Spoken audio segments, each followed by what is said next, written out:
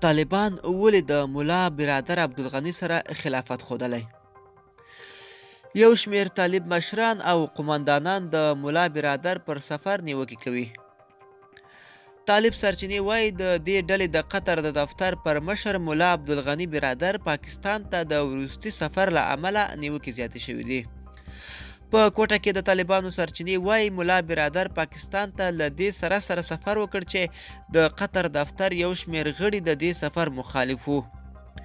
د پاکستان استخباراتو د قطر دفتر ټولو مشرانو ته د الوتکې ټکټونه اخیستي او لیږلي وو، خو یوازې ملا برادر، ملا خیرالله خیرخوا او مولوي شهاب الدین د لارو پاکستان ته لاړل او پاتې غړو یې د پاکستان له سفره ډډه وکړه.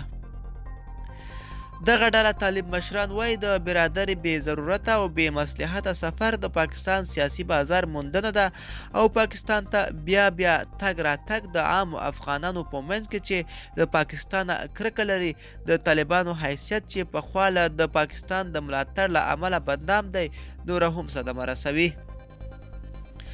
د طالبانو یو پخوانی وزیر وایي د ملا برادر په سفر باندې اکثره طالبان خفه دي، خصوصا نظامی قماندانان د برادر دغه قسم حرکاتو ته د شک په سترګه ګوري او د هلمند، ارزګان، فراه، وردګ، غزني، کندوز او فاریاب نظامی مشرانو دغه سفر بې ګټې بللی او د طالبانو د هغو هڅو پر خلاف یې ګڼلی چې غواړي طالبان د پاکستان له منګلو خلاص کړي. ملګرو، دا به زموږ حقیقت ویډیو چې تاسو ته مو وړاندې کړه. د لا ښکلو ویډیوګانو لپاره زموږ ځواک ټي وي چینل در سره سبسکرایب کړئ او تر بلې ویډیو ښه وخت ولرئ.